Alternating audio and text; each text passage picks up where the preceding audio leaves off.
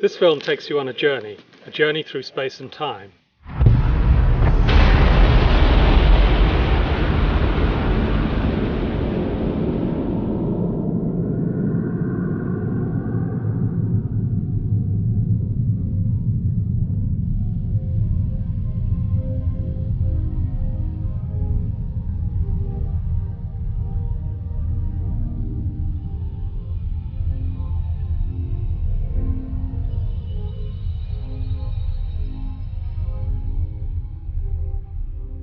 I want to tell you the story of an instrument that has vastly improved our view of the skies, sharpening our perception of the universe and penetrating ever deeper toward the furthest edges of time and space.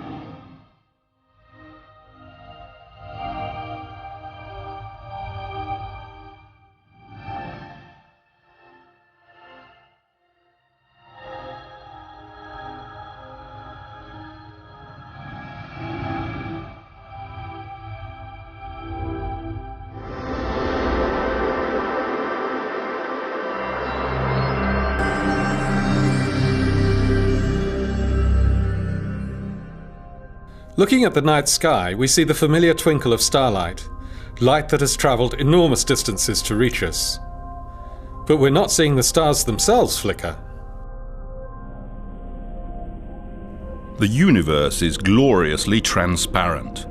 The light from distant stars and galaxies can travel unchanged across space for thousands, millions, even billions of years.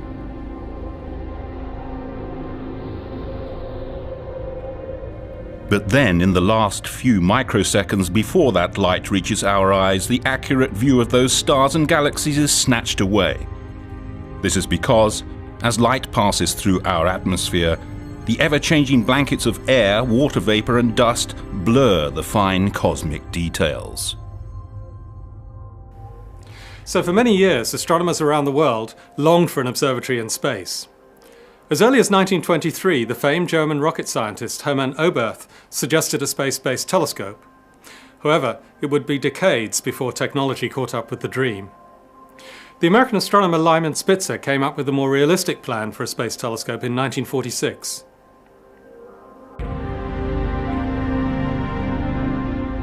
From a position in space above Earth's atmosphere, a telescope would be able to detect the pristine light from stars, galaxies and other objects well before it was distorted by the air we breathe. The result? Much sharper images than even the largest telescopes on the ground can achieve. Images limited in sharpness only by the quality of the optics. In the 1970s, NASA, the National Aeronautics and Space Administration, and ESA, the European Space Agency, began working together to design and build what would become the Hubble Space Telescope.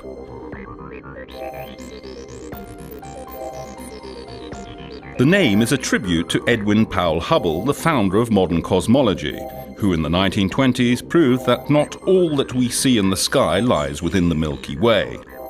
Instead, the cosmos extends far, far beyond. Hubble's work changed our perception of mankind's place in the universe forever, and the choice of naming the most magnificent telescope of all time after Edwin Hubble could not have been more appropriate. It took 2 decades of dedicated collaboration between scientists, engineers and contractors from many countries before Hubble was finally finished. On April the 24th, 1990, 5 astronauts aboard the Space Shuttle Discovery left on a journey that changed our vision of the universe forever. They deployed the eagerly anticipated space telescope in an orbit roughly 600 kilometers above the Earth's surface. On Earth, the astronomers waited impatiently for the first results. But less than 2 months later, it was clear that Hubble's vision was anything but sharp. The mirror had a serious flaw. Engineers have discovered that the giant telescope has a warped mirror. One of the mirrors in the Hubble Space Telescope is out of shape, and as a result, the pictures it's sending back are no better than those from telescopes on the ground.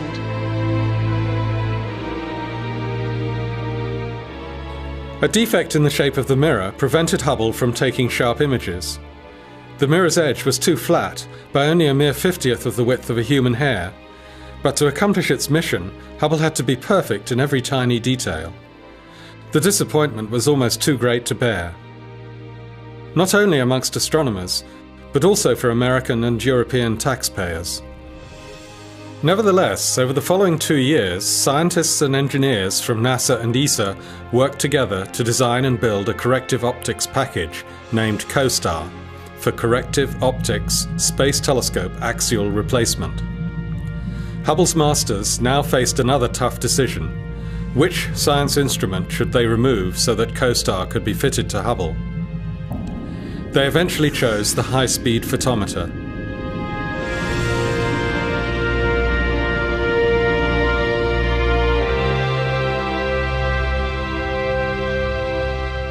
Hubble's first servicing mission in 1993 has gone down in history as one of the highlights of human spaceflight.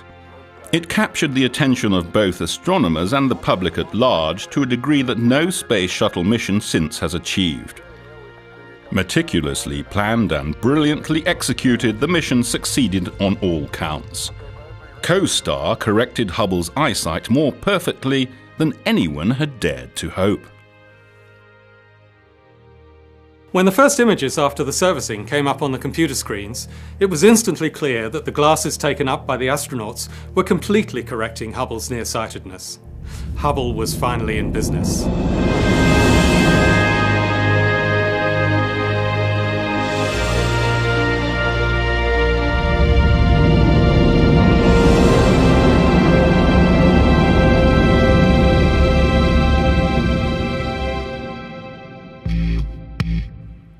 That was only the first time the space shuttle visited Hubble. The telescope was designed to be upgraded to keep utilizing new capabilities.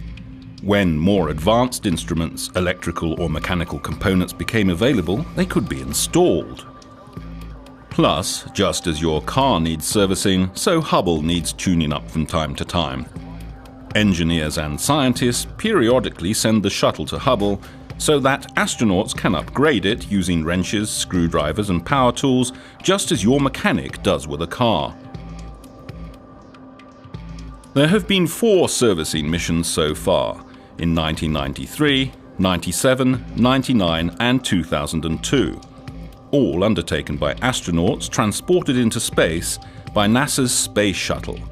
The next one was supposed to occur in 2005, but was unfortunately cancelled in the aftermath of the tragic Columbia crash. Hubble's future is uncertain. It was originally designed to operate for 15 years, but it's now expected that its life could be extended to 20 years.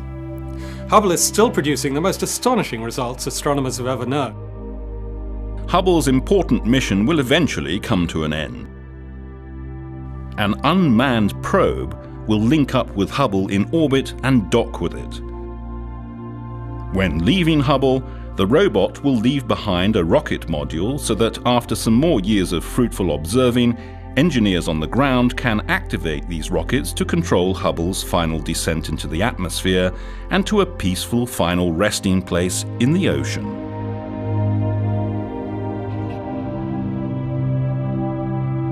However, the retirement of the Hubble Space Telescope will not signal the end of our unrivaled view of the universe. Rather, it will mark a new beginning, an era of even more amazing discoveries and images from space. for Hubble has a successor. The James Webb Space Telescope is being designed right now and may be launched as early as 2011. When that day comes, scientists using the James Webb Space Telescope hope to discover and understand even more about our fascinating universe.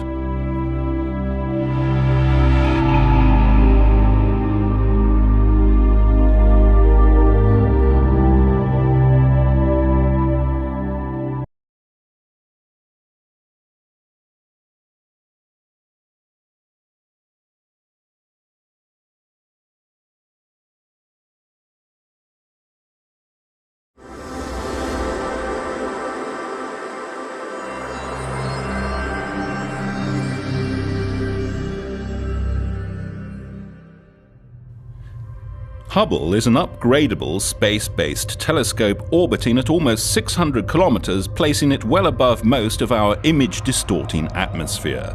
It takes about 97 minutes to complete each orbit. It is designed to take high-resolution images and accurate spectra by concentrating starlight to form sharper images than are possible from the ground, where the atmospheric twinkling of the stars limits the clarity. To gather as much light as possible from the faint objects it observes, any telescope needs the largest mirror it can get. Despite Hubble's relatively modest mirror diameter of 2.4 meters, it's well able to compete with ground-based telescopes having mirrors that are 10 or 20 times larger in collecting area. Hubble is a large satellite, about 16 meters long, or the size of a small bus. It's also one of the most complicated pieces of technology ever built.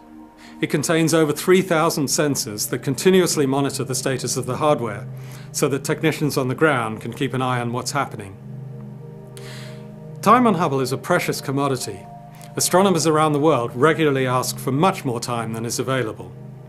Keeping Hubble operating 24/7 is no small task.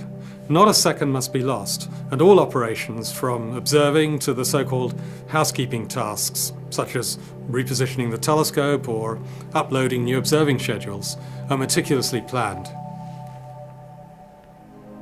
For astronomers, the most important components of Hubble are its scientific instruments. There are two groups of instruments in Hubble, here and here. The different instruments serve different purposes. Some are for making images. Some are designed to dissect the light from the stars and galaxies by spreading it out to form a rainbow-like spectrum.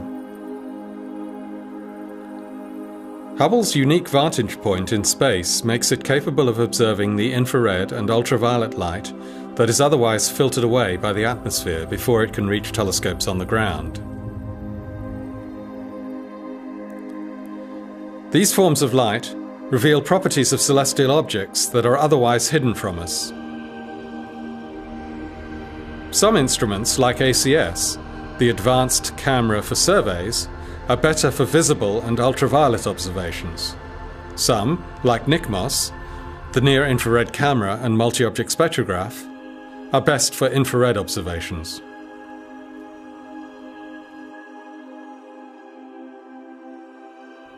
Different mechanical and electrical components keep Hubble functioning.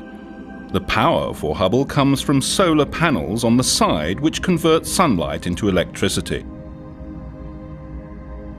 Gyroscopes, star trackers and reaction wheels keep Hubble steady and pointing in the right direction, not too close to the Sun, Moon or Earth, as they would destroy the light-sensitive instruments, and accurately towards the objects being studied for hours or days at a time. Hubble has several communication antennae on its side that are necessary for sending observations and other data down to Earth.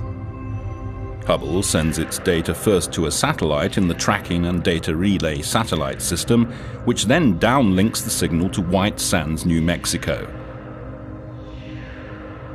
The observations are sent from NASA in the United States to Europe, where they are stored in a huge data archive in Munich.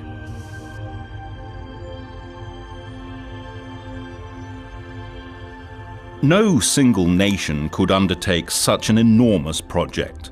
Hubble has been a major collaboration between NASA and ESA, the European Space Agency, from an early stage in its life. Hubble has been of paramount importance to European astronomy. European astronomers regularly win more than 15% of the observing time with Hubble, resulting in several thousand scientific publications over the years. Two groups of European specialists work with Hubble. There are 15 people from ESA currently working at the Space Telescope Science Institute in the USA, and 20 others make up the Space Telescope European Coordinating Facility in Munich, Germany.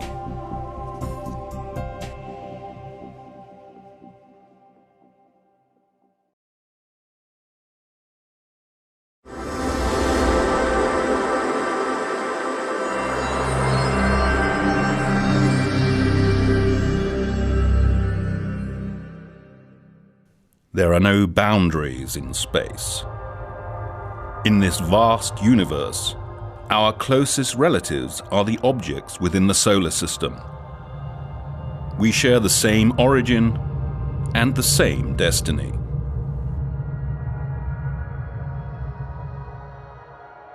Our solar system was formed about 4.5 billion years ago from a huge gas cloud. Ironically, it could have been the deadly force of a thermonuclear blast from an exploding star in the vicinity that triggered our creation.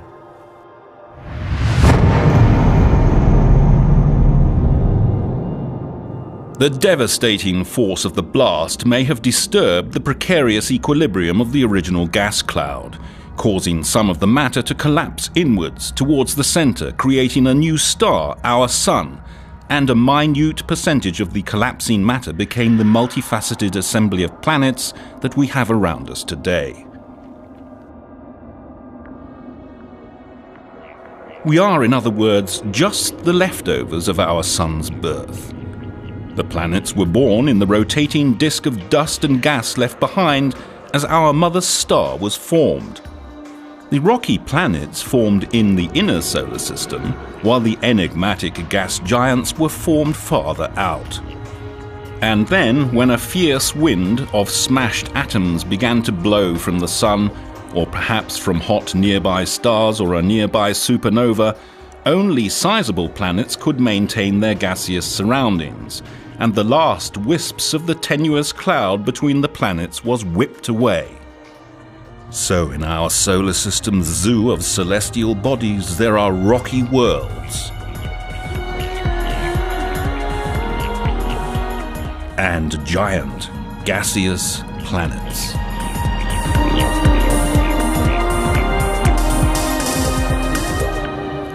Even now, there's no exact estimate of the amount of matter, or even the number of planets that exist in the solar system.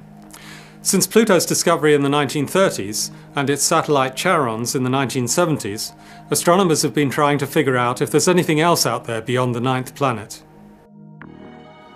In 2003, Hubble spotted something moving fast enough across the background of faraway stars to be an object within the solar system. Estimates show that it could be about the size of a planet, and it's been named Sedna, after an Inuit goddess. Sedna may be 1,500 kilometers in diameter. That's about 3/4 the size of Pluto, but so far away that it appears just as a small cluster of pixels, even to Hubble. Nevertheless, it's the largest object discovered in the solar system since Pluto. The Sun is about 15 billion kilometers from Sedna, 100 times further than Earth's distance from the Sun, and barely gives out as much light and heat as the full moon. So Sedna is engulfed in an eternal bleak winter.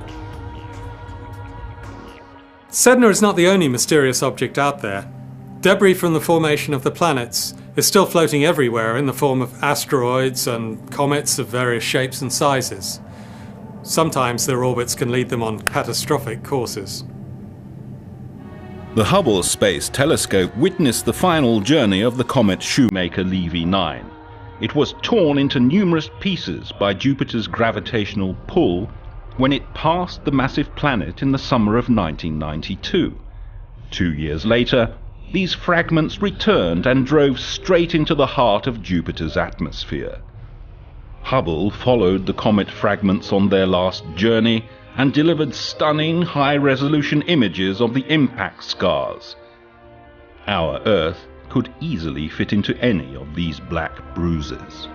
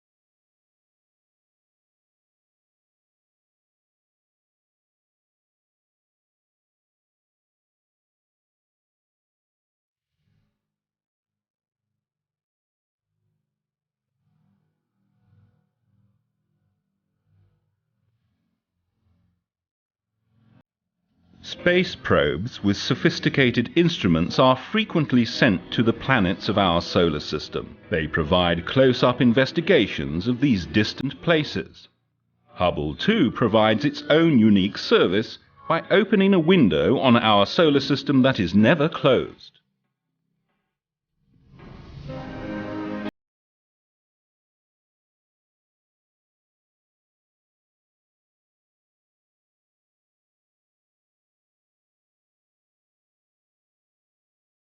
We've gained unprecedented views of storms on other planets, their changing seasons.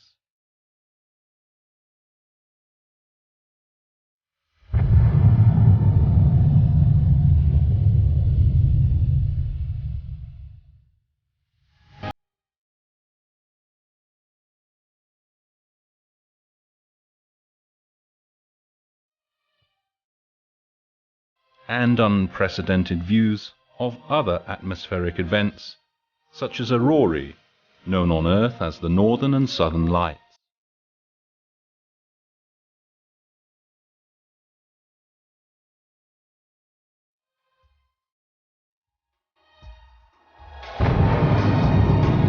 Even though the solar system clearly has many more surprises in store for us, Hubble has also turned its eye out towards other stars, looking for planetary systems. Astronomers are beginning their search for life elsewhere in the universe. To start with, they are concentrating on finding Earth-like planets.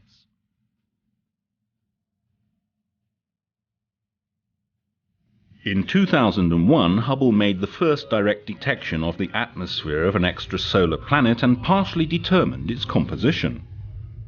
Measuring the chemical makeup of extrasolar planetary atmospheres will one day allow us to search for the markers of life beyond Earth. All living things breathe, and this changes the composition of the atmosphere in readily detectable ways. Astronomers believe there are many planetary systems similar to ours, orbiting other stars throughout the galaxy.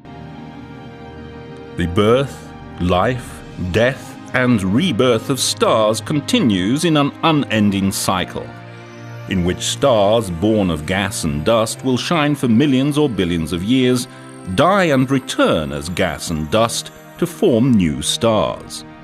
The byproducts of this continual process include planets and the chemical elements that make life possible. So throughout the entire vastness of space, the eternal ebb and flow of life continues.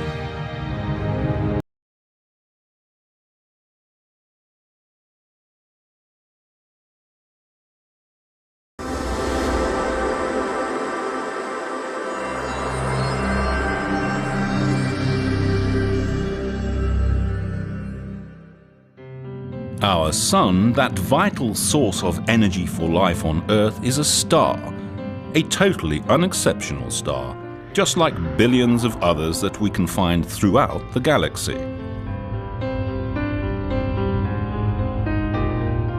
A star is nothing but a sphere of glowing gas. It forms out of a compressed cloud of gas and releases energy steadily throughout its life because a continual chain of nuclear reactions takes place in its core. Most stars combine hydrogen atoms to form helium through the process called nuclear fusion, the same process that powers a devastating hydrogen bomb. In fact, stars are nuclear factories that convert lighter elements into heavier elements in a series of fusion reactions. They will keep glowing until they run out of fuel. And that's it, a star's life, a quiet beginning and a steady progress to a sometimes violent end. But how can we be certain of this picture when an individual star like the Sun outlives humans by a factor of a few 100 million? To investigate the life cycle of a particular organism on Earth, we don't have to track an individual specimen's entire life. Instead, we can observe many of the organisms at once.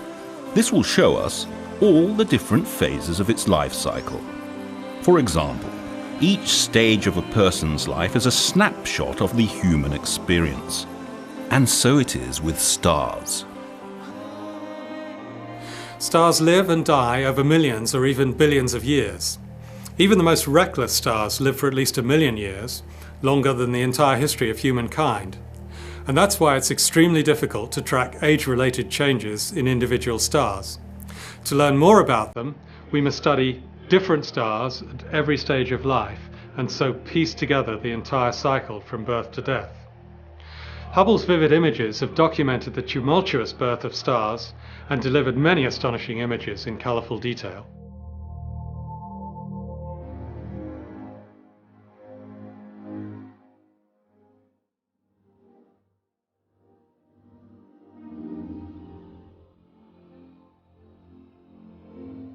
The birth of stars in neighbouring stellar maternity wards can be used as a time machine to replay the events that created our solar system.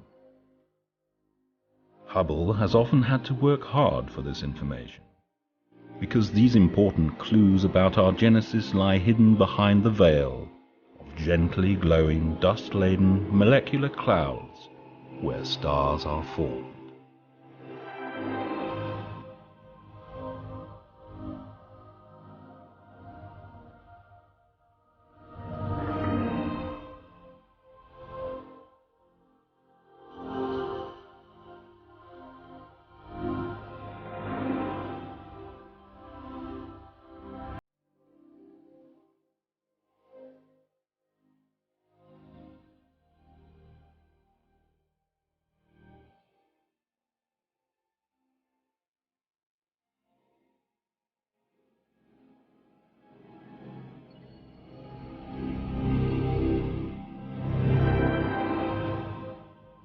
Right now, there are stars forming everywhere in the universe. Enormous glowing pillars of dusty hydrogen gas stand sentinel over their cradles, basking in the light of nearby newly formed stars.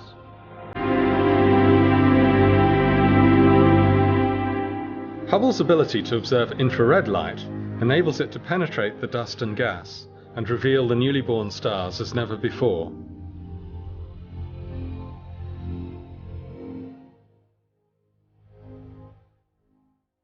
One of the most exciting of Hubble's many discoveries was the observation of dust disks surrounding some newborn stars buried deep inside the Orion Nebula. Here we are actually seeing the creation of new solar systems where planets will eventually form, just as they did in our own solar system 4.5 billion years ago.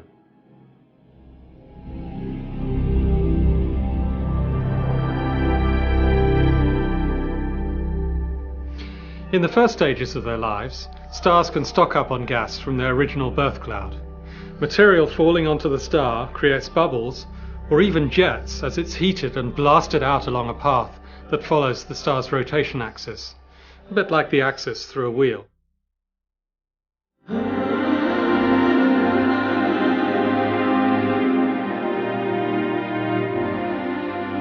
Often, many stars are born from the same cloud of gas and dust. Some may stay together through their whole lifetime, keeping step as they evolve, like childhood friends that you keep for life. The stars in a cluster will all have the same age, but will have a range of different masses, and this means that very different destinies await them.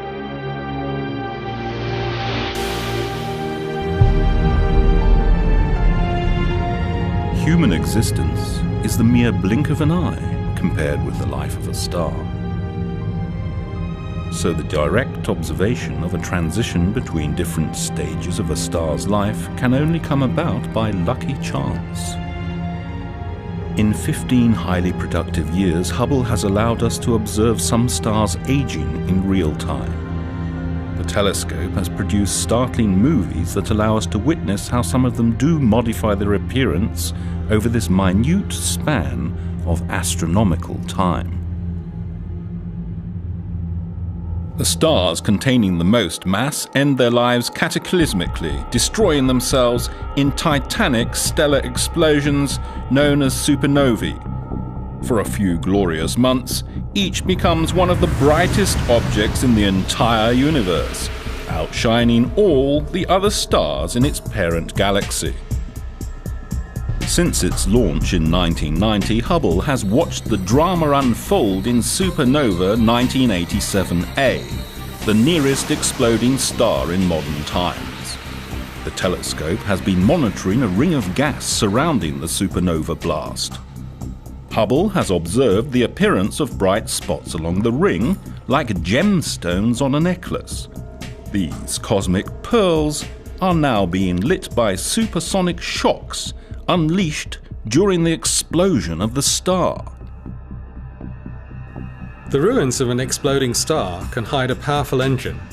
Hubble has probed the mysterious heart of the Crab Nebula, the tattered remains of an exploding star, vividly described by Chinese astronomers in 1054, and has revealed its dynamic center. The innermost region of this nebula harbors a special type of star, a pulsar. Like a beacon, this star rotates, emitting energy and light in a beam, and it powers the vast nebula of dust and gas surrounding it. However, not all stars end their lives so violently. Sun-like stars cool down once they run out of hydrogen. The center collapses in on itself and the heavier elements are burnt, causing the outer layers to expand and leak slowly into space. At this stage in a star's life, it's called a red giant. Our Sun will become a red giant in a few billion years. At that time, it will expand so much that it will swallow Mercury, Venus, and our planet too. But these stars are not finished quite yet. They can still become something quite extraordinary. Just before they breathe their last breath, stars like our Sun go out in a final blaze of glory. In its final stages of nuclear fusion, stellar winds blow from the star, causing the red giant to swell to an enormous size. At the heart of this expansion, the exposed heart of the star floods the gaseous envelope with powerful ultraviolet light, making it glow. Because to early telescopic astronomers these amazing constructions looked a bit like the newly discovered planet Uranus, they became known as planetary nebulae. Hubble's keen perception shows that planetary nebulae are like butterflies. No two are alike.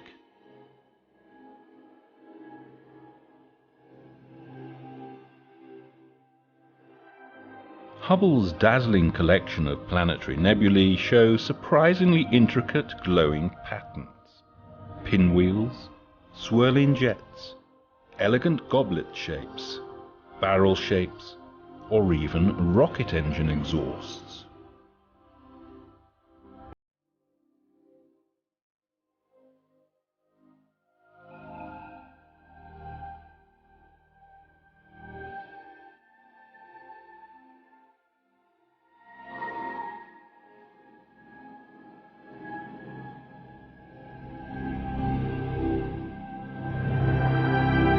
From its unique position high above the distorting atmosphere, Hubble is the only telescope that can observe the swollen outer envelope of these dying stars in full detail. Here we flip back and forth between Hubble images from 1994 and 2002. One of the greatest mysteries in modern astrophysics is how a simple spherical gas ball such as our Sun can give rise to these intricate structures. For some planetary nebulae, it is as if a cosmic garden sprinkler created the jets that stream out in opposite directions. Or could these amazing patterns possibly be sculpted by the magnetic field of a companion star that funnels the emitted gas into a jet?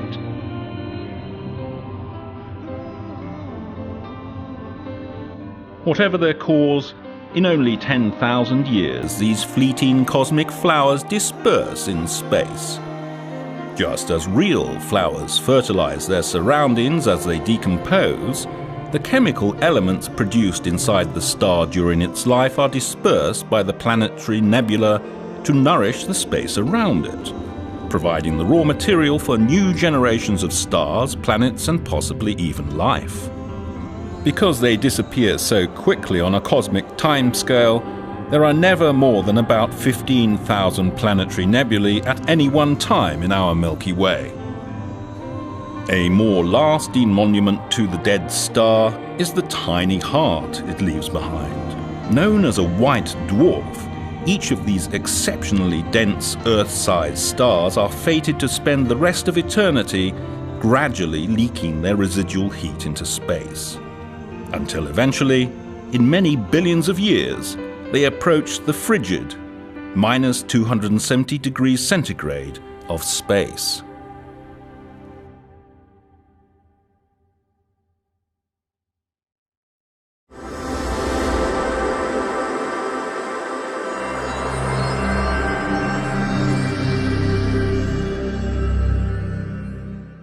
We live inside a huge star system, or galaxy, known as the Milky Way. Seen from the outside, the Milky Way is a gigantic spiral consisting of a central hub embraced by long arms. The whole system slowly rotates. Between the stars, there are vast amounts of dust and gas that we can see, and some unknown material called dark matter that remains invisible to us. Far from the centre, out in one of the spiral arms, the suburbs of the Milky Way, there's a tiny star system, our home, the solar system.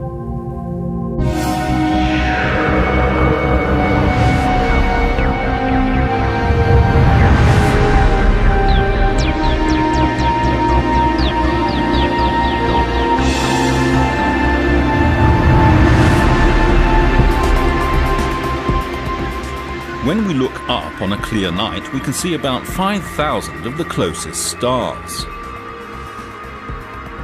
Our eyes struggle to see beyond 1,000 light years because of the dust that blankets space and dims the distant starlight. So without a telescope, we can only see a minute portion of the entire 100,000 light-year wide Milky Way. For the Milky Way contains several 100 billion stars, many like our own Sun, although several 100,000 million is an almost unfathomable number. It is only the beginning. Astronomers believe there are more than 100 billion galaxies in the universe. How many stars would that be?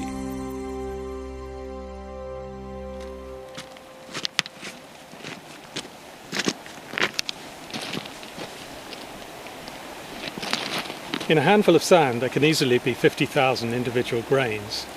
Our Milky Way contains so many stars there can scarcely be enough grains of sand on a whole beach. There are so many galaxies containing so many stars in the universe that we would have to count every grain of sand on every beach on the whole Earth in order even to come close to the right number, and then there would be more stars in the universe. Let's take this grain of sand, a millimetre across, and place it here to represent the Sun. If we were to start walking towards the nearest star, it would take us the best part of a day to get there. We'd have to travel something like 30 kilometres.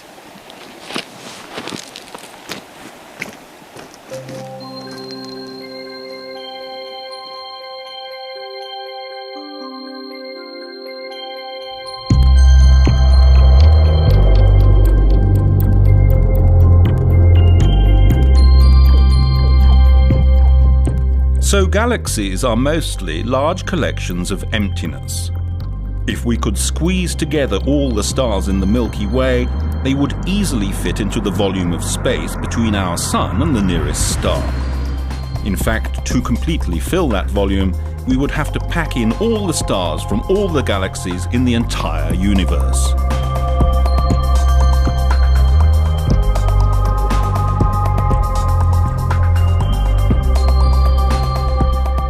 When looking at the night sky, the universe seems motionless. This is because our lifespans are nothing but brief drops in the universal ocean of time. In fact, the universe is in constant motion, but we would need to watch for vastly longer than a lifetime to perceive that motion in the night sky. Given enough time, we would see stars and galaxies move. Stars orbit the center of the Milky Way, and galaxies are pulled together by each other's gravity. Sometimes they even collide. Hubble has observed numerous galaxies crashing together.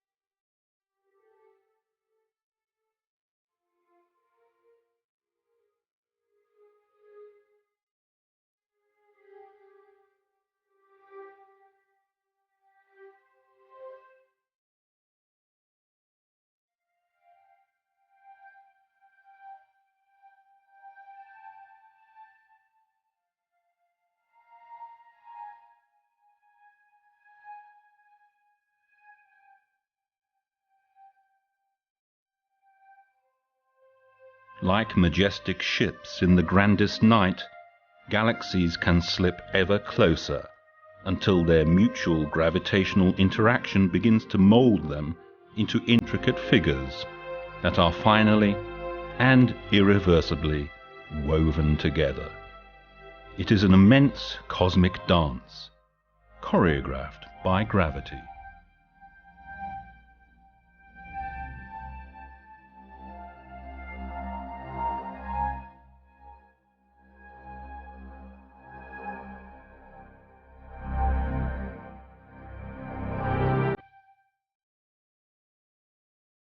When two galaxies collide, it's not like a car crash or two billiard balls hitting each other.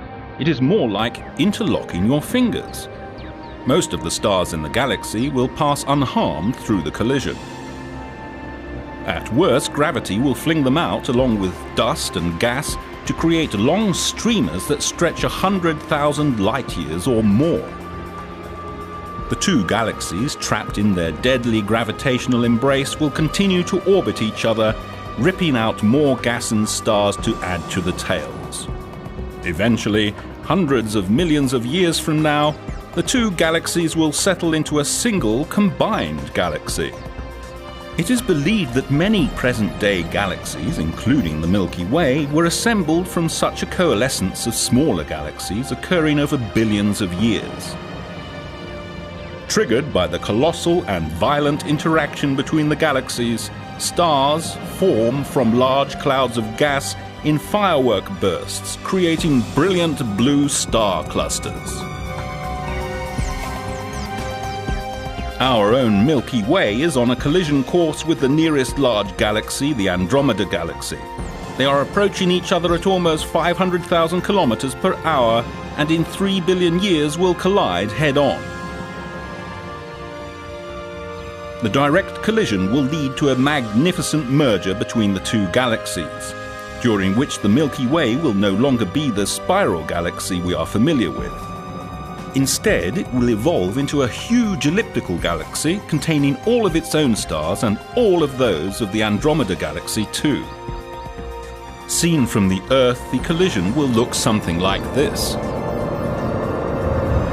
Although this will not happen for a very long time, there are other dark forces of nature in play everywhere around us, even as we speak.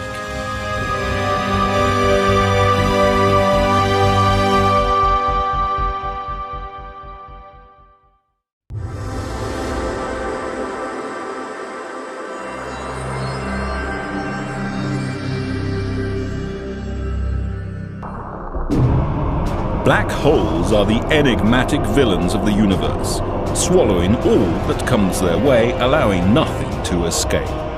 So for astronomers, the centre of a black hole is the ultimate unknown.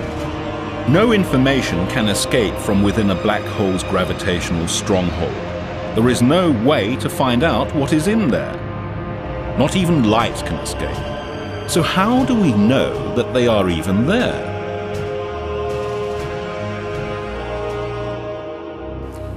Black holes themselves cannot be observed directly. However, astronomers can see the indirect effect of black holes because the one thing they do possess in abundance is gravity. Hubble's high resolution has revealed the dramatic distorting effects of black holes on their surroundings. And not just gravity. Astronomers find that when material is packed tightly enough around a black hole, it can ring like a bell. This is the actual note produced by a black hole some 250 million light-years from Earth. It reverberates through the disk and has been altered here to fall within the range of human hearing. In reality, it's B-flat, some 57 octaves below middle C. Astronomers believe that black holes are singularities, simple points in space, no volume, no extension, but infinitely dense. Black holes can be created during the final collapse of a massive star many times the size of the Sun. The stellar corpse left after the demise and collapse of a massive star can be so heavy that no force in nature can prevent it crumpling under its own weight into an infinitely small volume. Although matter has apparently disappeared, having been compacted into nothingness, it still exerts a powerful gravitational pull, and any stars or other objects that come too close can be pulled in. For any black hole, there is a point of no return called the event horizon. Once something, a nearby star, say, is pulled in past this point, it will never be seen again. On its way towards the event horizon, the doomed star will begin to follow a fatal spiraling orbit. As the star approaches the black hole still further, the matter closest to the hole feels a greater attraction than the rest of the star, sucking and stretching the star out towards the hole, until the immense tidal forces pull it to pieces and devour it.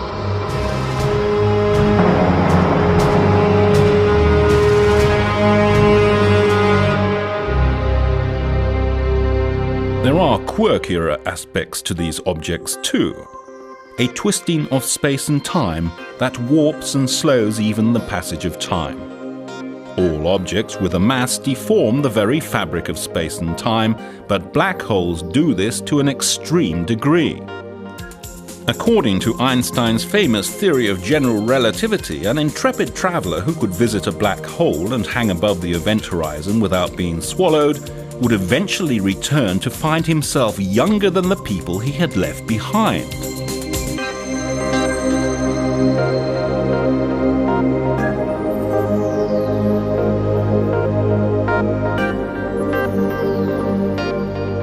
Perhaps the most curious objects astronomers have hypothesized about are wormholes.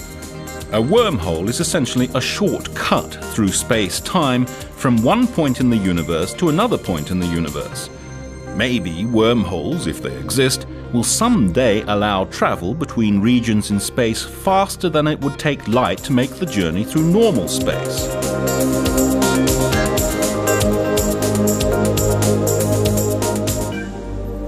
Hubble has shown that black holes are most likely to be present at the centre of all galaxies.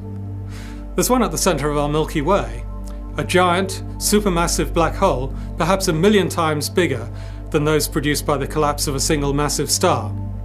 It could be the result of a merger of many stellar-sized black holes formed during the remote history of our galaxy. When two galaxies collide, the black holes at each of their centres will perform an elaborate dance. Long after the two galaxies have merged into one, their central black holes continue to orbit each other for hundreds of millions of years before their final violent merger into a single weighty black hole. This final process is so powerful that it changes the fabric of space-time enough that we may be able to observe it from the Earth with a new breed of gravitational wave telescopes or from special spacecraft in orbit. However, compared with the millions of years it takes for galaxies to merge, the final cataclysm at the cores would be relatively brief. So the odds of seeing such an event are small. Until as recently as 50 years ago, astronomers thought the universe was a mostly peaceful place, but this is far from the truth. Space is often shaken by violent events. Cataclysmic explosions of supernovae, collisions of whole galaxies, and the tremendous outpourings of energy resulting from matter crashing into black holes. It was the discovery of quasars that gave us the first glimpse of this turmoil. To ground-based telescopes, quasars look like normal stars, and that's exactly what astronomers first thought they were, naming them quasi-stellar objects. But quasars are in fact much brighter and further away than stars. They can shine more brightly than 1,000 normal galaxies and are powered by supermassive black holes. Stars that orbit too close are pulled apart, draining into the quasar-like water into an enormous cosmic sink. The spiraling gas forms a thick disk heated to a high temperature by its free-fall motion towards the black hole. The gas blasts its energy into space above and below the disk in colossal jets. Quasars are found in a wide range of galaxies, many of which are violently colliding. There may be a variety of mechanisms for igniting quasars. Collisions between pairs of galaxies could trigger the birth of quasars, but Hubble has shown that even apparently normal, undisturbed galaxies harbour quasars. But quasars are not the only high-energy objects astronomers have found.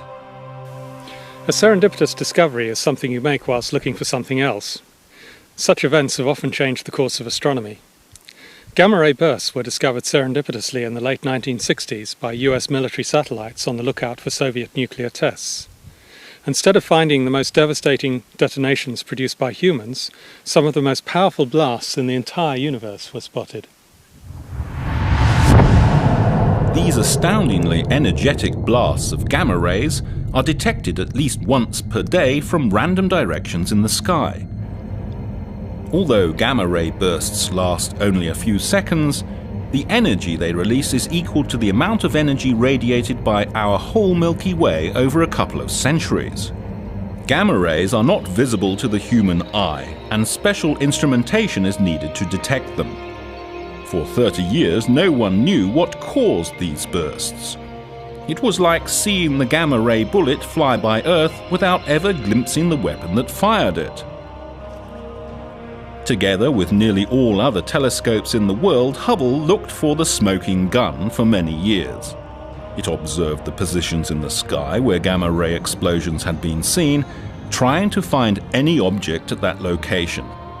But all efforts were in vain, until... In 1999, Hubble observations were fundamental in determining that these monstrous outbursts take place in far distant galaxies.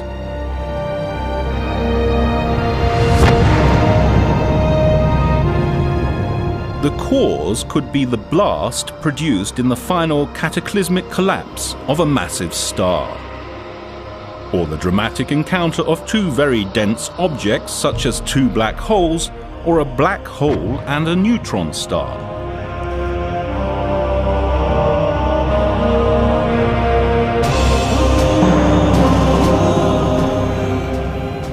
Black holes are certainly some of the most exotic objects in the universe. As well as affecting matter, they can also show up in some other spectacular ways, because their enormous gravitational fields can also deflect light. In fact, rays of light that pass close to a black hole will not follow straight lines, but will be bent into new paths, creating a natural telescope that can peer further into space than ever thought possible.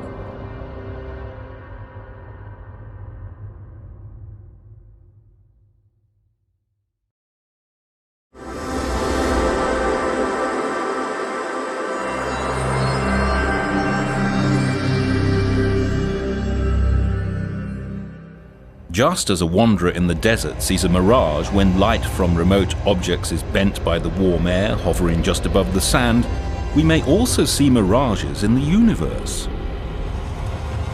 The mirages we see with a modern telescope such as the Hubble Space Telescope do not arise from warm air, but instead from remote clusters of galaxies, huge concentrations of matter. Long ago, some people thought the Earth was flat. This is not surprising, since in our everyday lives, we're not aware of the curvature of our planet. Space is actually curved, although we can't see that for ourselves on a starry night. The curvature of space does, however, produce phenomena that astronomers can see. One of Albert Einstein's predictions is that gravity warps space and therefore distorts rays of light in the same way that ripples on a pond create a warped honeycomb pattern of light on the sandy bottom. Light from distant galaxies is distorted and magnified by the gravitational field of massive galaxy clusters on its path to Earth. The effect is like looking through a giant magnifying glass, and the result is called gravitational lensing. The weird patterns that rays of light create when they encounter a weighty object depend on the nature of the lensing body. Thus, the background object can appear in several guises. Einstein rings, where the whole image is boosted and squeezed in a circle of light. Multiple images, ghostly clones of the original distant galaxies.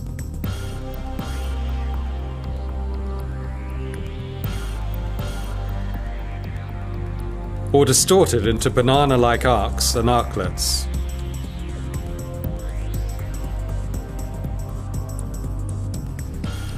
Though Einstein realized in 1915 that this effect would happen in space, he thought it could never be observed from the Earth. However, in 1919, his calculations were indeed proved to be correct. During a solar eclipse expedition to Principe Island near the west coast of Africa, led by the renowned British astronomer Arthur Eddington, the positions of stars near the obscured solar disk were observed. It was found that the stars had moved a small but measurable distance outwards on the sky compared with when the Sun was not in the vicinity.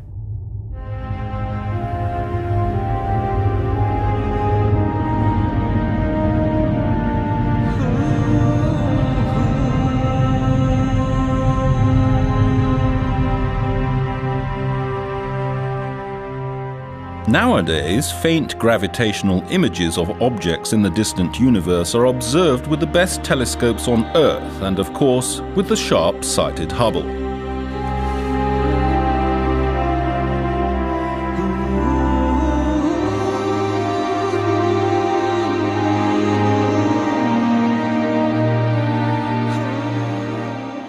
Hubble was the first telescope to resolve details within the multiple arcs, revealing the form and internal structure of the lensed background objects directly.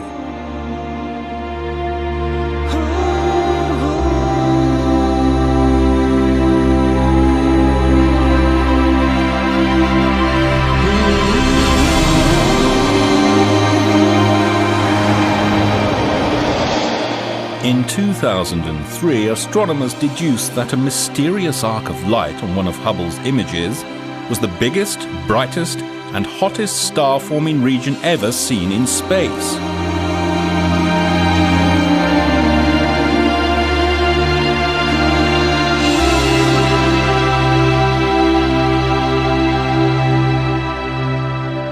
It takes fairly massive objects, for example clusters of galaxies, to make space curve so much that the effect becomes visible in deep images of the distant universe, even with Hubble's astonishing resolution. And so far, gravitational lenses have been observed mainly around clusters of galaxies, which are collections of hundreds or thousands of galaxies and are thought to be the largest gravitationally bound structures in the universe. Astronomers know that the matter we see in the universe is just a tiny percentage of the total mass that must be there. For matter exerts a gravitational force, and the visible stuff is simply not enough to hold galaxies and clusters of galaxies together. Since the amount of warping of the banana-shaped images depends on the total mass of the lens, gravitational lensing can be used to weigh clusters and to understand the distribution of the hidden dark matter.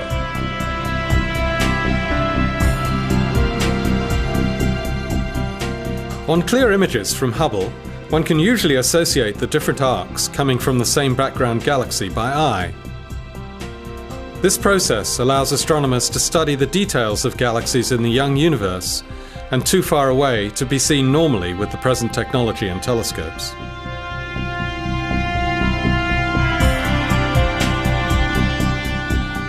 A gravitational lens can even act as a kind of natural telescope. In 2004, Hubble was able to detect the most distant galaxy in the known universe, using the magnification from just such a gravitational lens in space.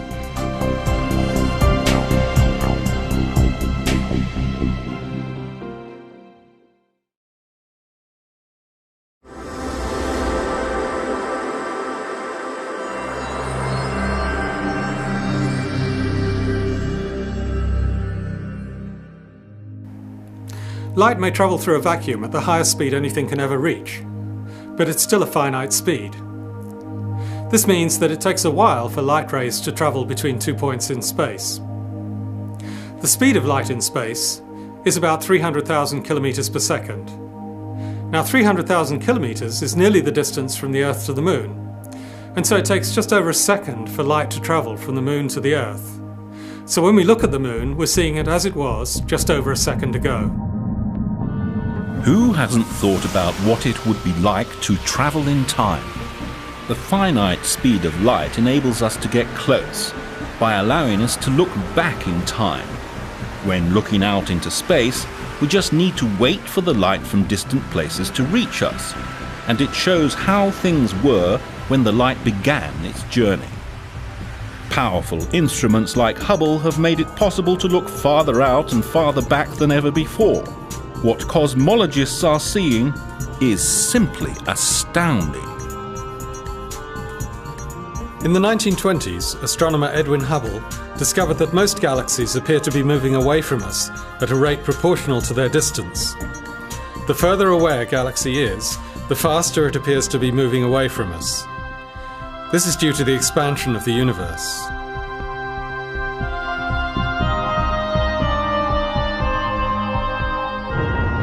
That expansion began in a titanic explosion called the Big Bang many billions of years ago. The rate of expansion holds the key to estimating the age and size of the universe. This rate is called the Hubble constant. The age and size of the universe can be estimated by running the expansion backwards, until everything is compressed into that infinitely small point of energy from which the universe was generated. The top-ranked scientific justification for building Hubble was to determine the size and age of the universe. The quest to determine the Hubble constant precisely was headed by the key project team, a group of astronomers who used Hubble to look for remote, accurate milepost markers, a special class of stars called Cepheid variables.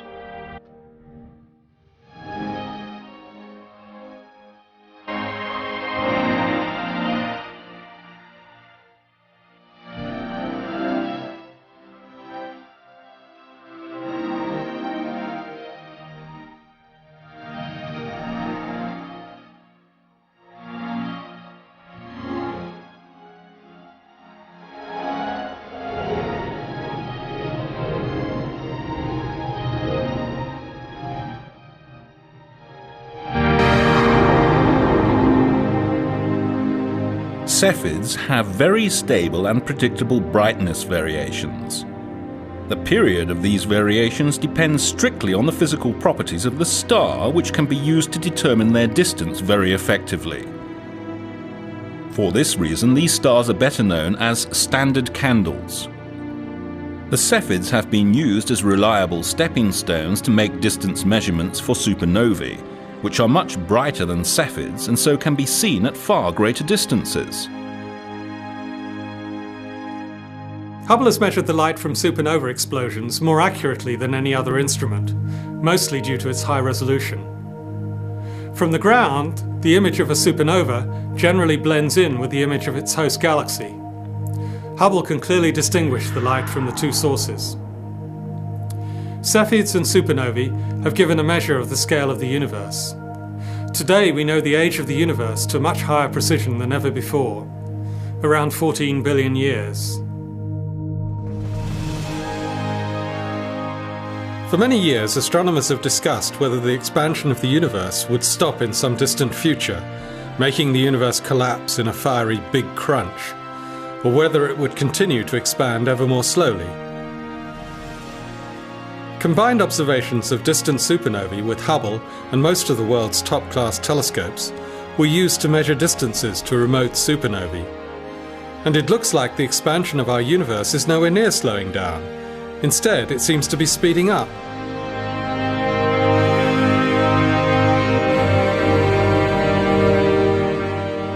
When Hubble was used to measure how the expansion of the universe has changed with time, it turned out quite surprisingly that during the first half of cosmic history, the expansion rate was actually slowing down.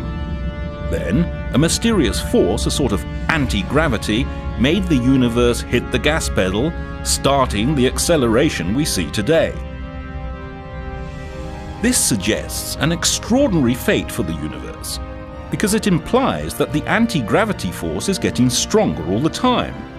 If this continues, it will eventually overwhelm all gravity and catapult the universe into a super-fast acceleration that will shred everything into its constituent atoms. Cosmologists have called this nightmare scenario the Big Rip.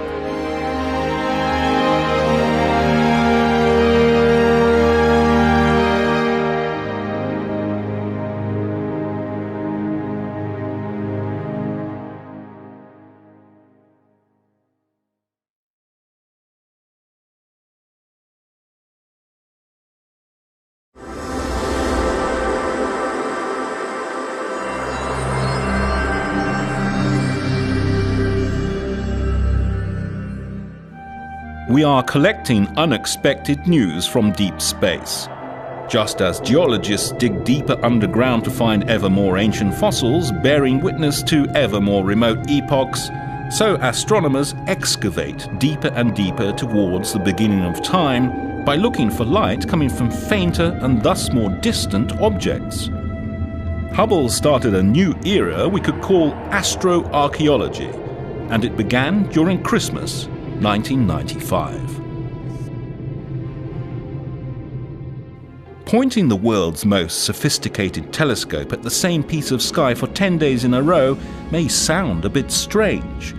And this was what many astronomers thought when they tried it for the first time at the end of 1995. Deep field observations are long-lasting exposures pointing at a particular region of the sky. They aim to reveal faint objects by collecting as much light as possible over a long period of time. The deeper an observation goes, the fainter are the objects that become visible.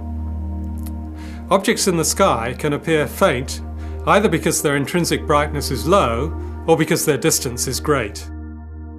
When this experiment was first proposed, an experiment consisting of staring at the same patch of the sky for weeks, nobody really knew whether it would have led to interesting scientific results.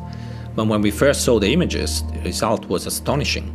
We could see more than 3,000 galaxies in this small field. The observed region of sky in Ursa Major, the Big Dipper, was carefully selected to be as empty as possible, so that Hubble would look far beyond the stars of our own Milky Way and out past nearby galaxies. The thousands of galaxies observed in the first deep field were at various stages of evolution and were strung out along a corridor of billions of light years. This allowed astronomers to study the evolution of these objects through time, glimpsing different galaxies at different stages of their lives. After the first deep field, another long exposure was taken in the southern sky. Together, the Hubble Deep Field North and South gave astronomers peepholes to the ancient universe for the first time. Some of the objects viewed on the images were so dim that seeing them would be as difficult as discerning a flashlight on the moon from Earth. And we could definitely tell that the Hubble Deep Field has opened a new era in observational cosmology, transforming our view of the distant universe. The Hubble Deep Fields have caused a real revolution in modern astronomy. After the first deep field, almost all ground and space-based telescopes were pointed at the same area for long periods. Some of the most interesting results in astronomy have emerged from this fruitful synergy between instruments of different sizes, in different environments, and with sensitivity to different wavelengths. They gave us the first clear picture of the star formation history throughout the universe. Astonishingly, they showed that star formation peaked within the first few billion years of the universe's creation. At that time, stars were forming at over 10 times the rate they are today.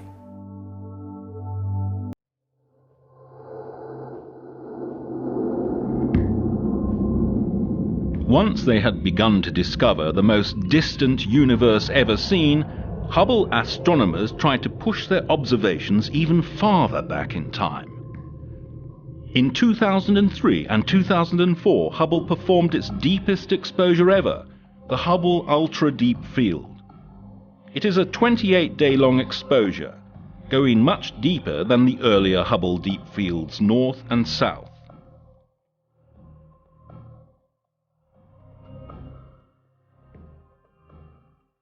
The Hubble Ultra Deep Field reveals the first galaxies to emerge from the so-called Dark Ages, the time shortly after the Big Bang when the first stars reheated the cold, dark universe. Just after the Big Bang, in the newborn, fast-expanding universe, before the era of the stars and galaxies, the distribution of matter was fairly smooth. As time went on, the king of all forces, gravity, started acting. Slowly but steadily.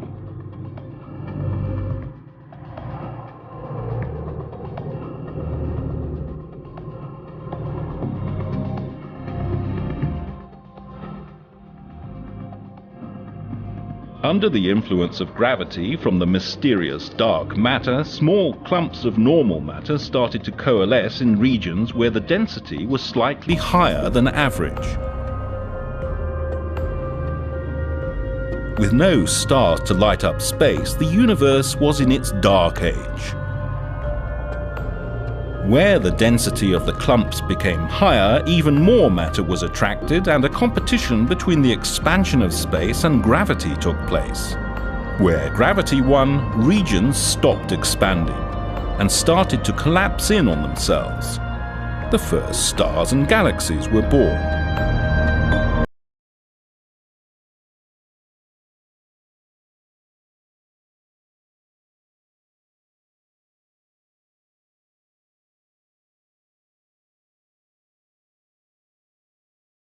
The density was highest at the intersections between the large web-like structures of matter. The largest structures we know were formed, clusters of galaxies.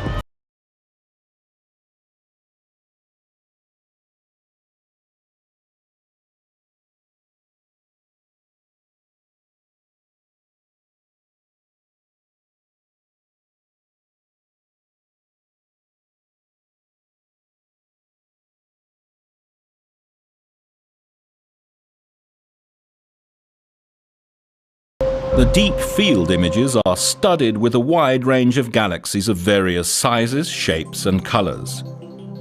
Astronomers will spend years studying the myriad shapes of the galaxies in this image to understand how they formed and have evolved since the Big Bang. In vibrant contrast to the image's rich harvest of classic spiral and elliptical galaxies, there is also a zoo of oddball galaxies littering the field. Some look like toothpicks, others like links on a bracelet. A few appear to be interacting with each other. Their strange shapes are a far cry from the majestic spiral and elliptical galaxies we see today. These oddball galaxies chronicle a period when the universe was more chaotic, when order and structure were just beginning to emerge. One of the great things about Hubble is that there are many instruments on board that can make different observations at the same time. The Hubble Ultra Deep Field is actually two separate images taken by two instruments, Hubble's ACS camera and the NICMOS instrument. NICMOS sees even further than the ACS. It detects infrared light, and so it's able to reveal the furthest galaxies ever seen because the expanding universe has stretched and weakened the light from these objects so much that they're now only visible at infrared wavelengths. The Hubble Ultra Deep Field is likely to remain the deepest image of the universe for the next decade or so, until an ESA Ariane rocket launches the James Webb Space Telescope in 2011. Up until today, during the first 15 years of its life, Hubble has orbited the Earth 80,000 times. This is the same as 3.5 billion kilometers, or 24 times the distance from the Earth to the Sun. Hubble has taken more than 500,000 exposures of the universe and created a visual heritage that has shaped the way humanity looks at the universe today.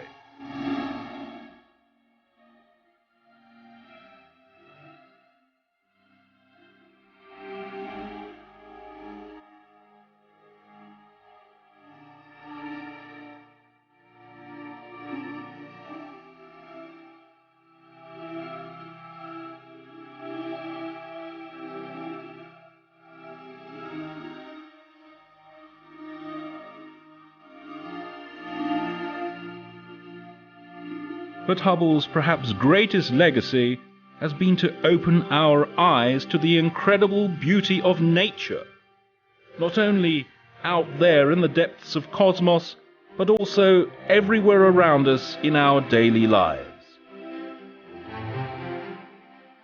And it's nowhere finished yet.